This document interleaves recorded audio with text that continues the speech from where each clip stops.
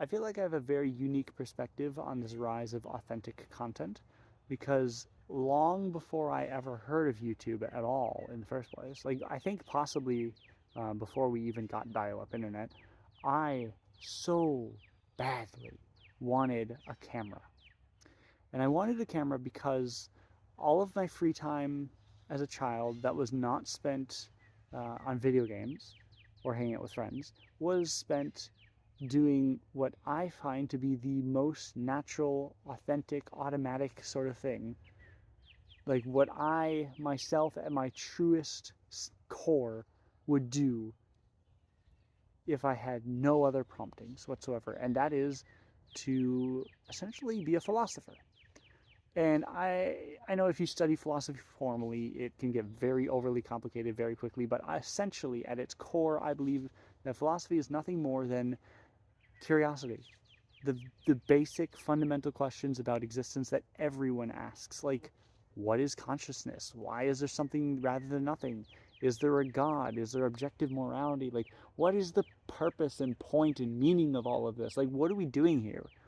All these very foundational questions that everyone asks themselves. And I would spend uh, hours long bike rides or even just pacing around the driveway or jumping on the trampoline, pondering existence. And I could not write fast enough to keep up with my ideas, these like incredible realizations to me at the time when I was like 12 or whatever.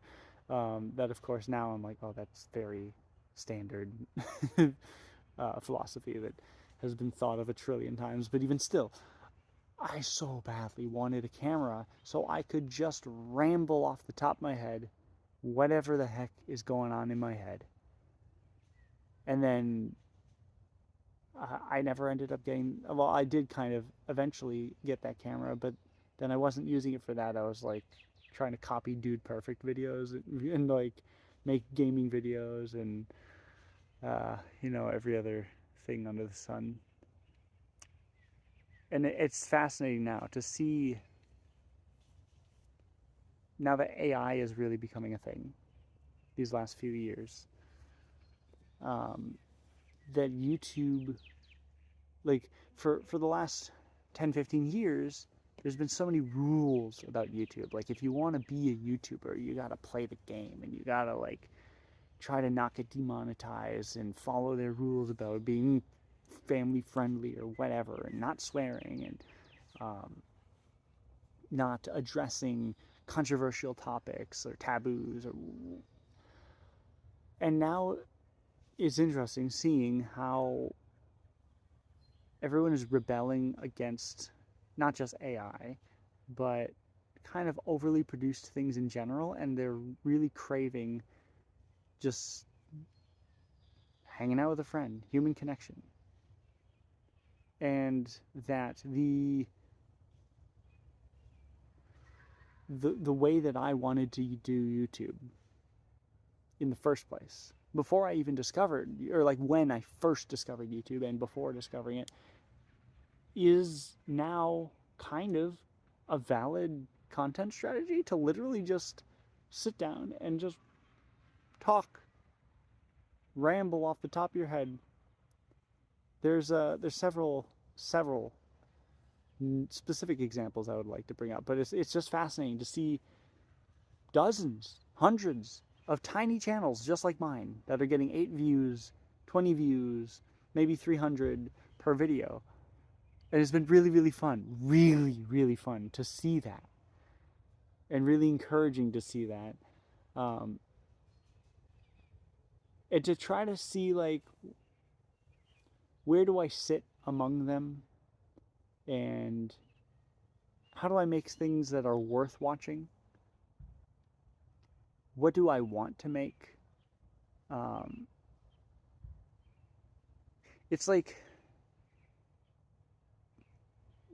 for the first time since I first discovered YouTube, this is the first time since then that I feel like there's kind of limitless possibilities, which is interesting.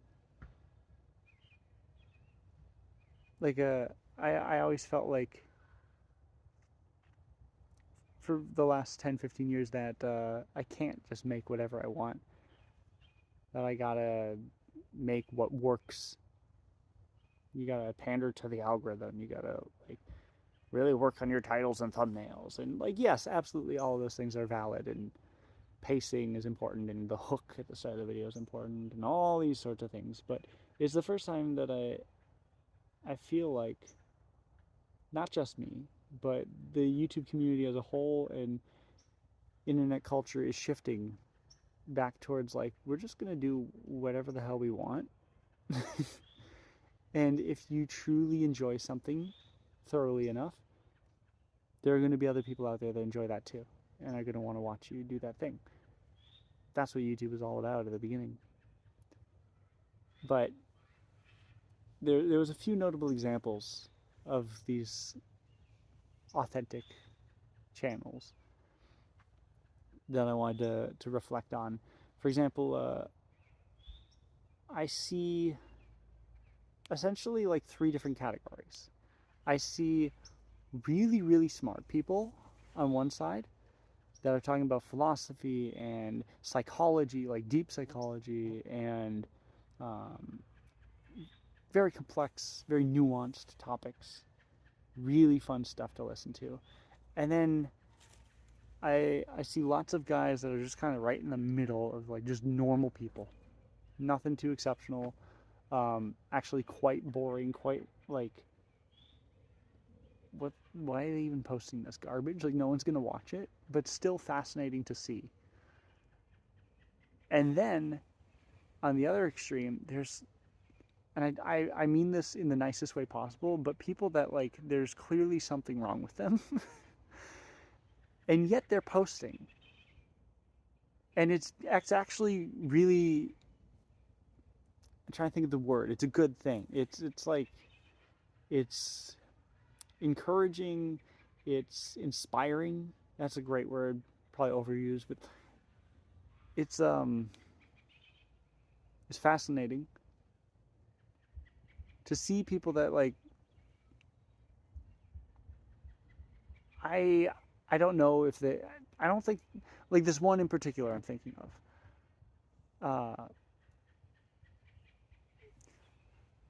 I don't think he has any chance of making it as a YouTuber, let's just be honest. But yet he seems to be convinced that this is a valid possibility. And maybe it is. Maybe. I don't want to rain on his parade by any means. Like, it's just fascinating. And it makes me wonder, like, where am I? Right? I would like to try to be posting very interesting, very meaningful, helpful, whatever videos. Like, my favorite examples would be Jet Franzen or Clayco. Very, very cool stuff. And then on the other end, well, in the middle, there's a bunch, literally hundreds of people in the middle, just everyday people that I can't even begin to list examples because they're all very average and just normal people and quite forgettable. and then there's, and I hope I'm not in that category. And then there's the other side. There's the one particular example, the most notable example I'm thinking of, and I'm when I say this, I'm not saying this at all as like a hatred on him. I just really want to make that very clear. Like, I'm genuinely like, hell yeah. I don't think he has any chance of making it as a YouTuber, but regardless, hell yeah, keep posting, dude. Like, still. I feel like I'm not explaining that well. And then that makes me want to like restart the recording, but then that's like kind of the opposite of authentic content, right? Because then I do that a lot with my videos where I will feel like I'm not explaining things properly, and so then instead of taking the time to just sit here and re-explain myself, I will start the video over, and then I'll record it over and over and over and over until I get it right. And that's not authentic. So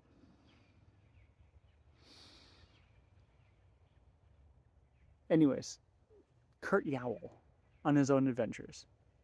Fuck yeah. Keep posting, dude. Very fascinating stuff. I genuinely would love to see him actually succeed with his goals. The premise of his channel is that I don't know what's going on with him. Like, I don't think he has Down syndrome. Maybe it's like severe autism, or maybe it's like recovered from some sort of brain damage. I don't know what's going on, but he really wants to be self-sufficient. That's why his channel is called Kurt Yowell on his own adventures. He wants to be able to support himself and live on his own, and he's documenting that journey. And that's awesome. And it hits home for me because even though I feel like I'm I would like to think I'm either one of these very normal everyday people, or like sometimes I post something that's very complex and nuanced and interesting. Yet I deeply relate to his story because I have struggled with depression and suicidal ideation and panic disorder, and I too have been unable to support myself and live on my own. I had an apartment for a few years, and those were great, great years. And but I've been back with my parents again for a few years, and I'm really trying to get back out on my own.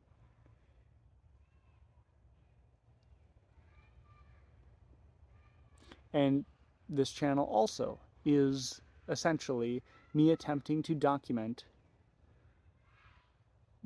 my life in general and attempts to overcome depression, I guess. It feels weird to say because it's such a big piece of my identity. So like to attempt to get rid of it is difficult.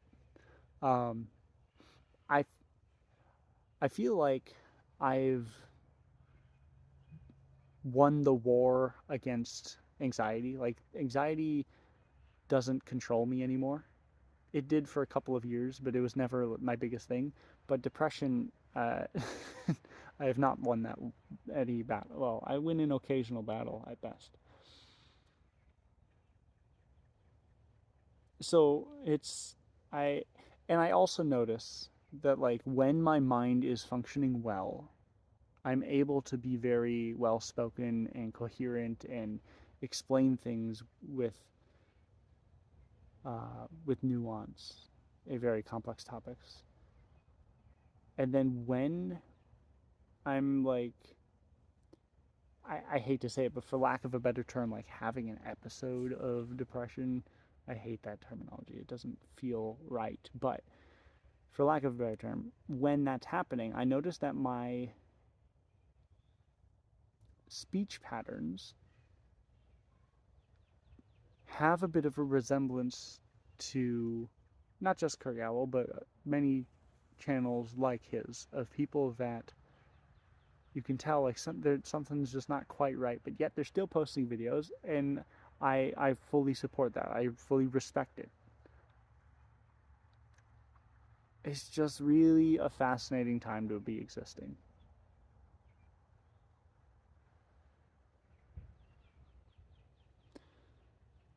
So if you want to come along for the journey, if you want to see where this trend goes, that feels like a gross statement. I don't have a nice way of wrapping this video up.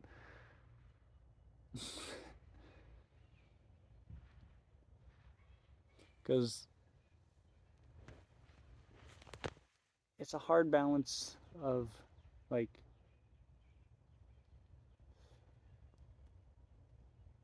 I wanted that camera so badly as a kid, so I could just randomly ramble into the camera whenever I wanted. And then it's insane how, in retrospect, the moment I got that camera, I just wasn't doing that. Well, actually, it makes sense because I did not have the storage space to hold that many video files. But I do now. And so I guess I'm learning to give myself permission to use some of my free time to do what my younger self would have wanted to do, which is to just talk. But then judgment comes up, self-judgment of like, am I wasting my time or your time or storage space to like, do I have anything that's worth saying? Because I want to respect the viewer's time.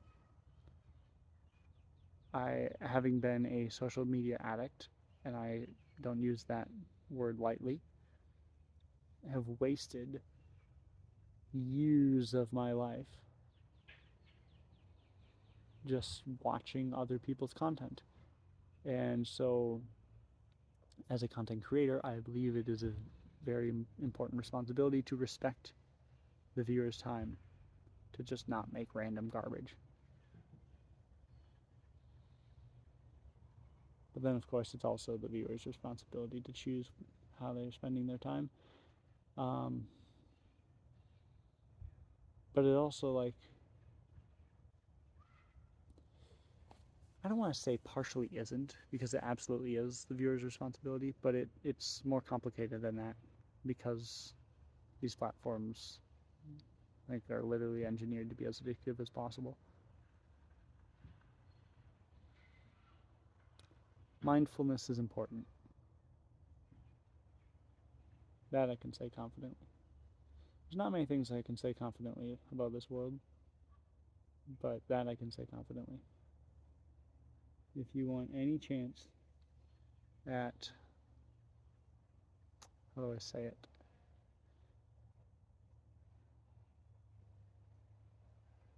Yeah, if you want any chance at having control over your day-to-day experiences of life and whether or not your life is enjoyable or headed in a good direction,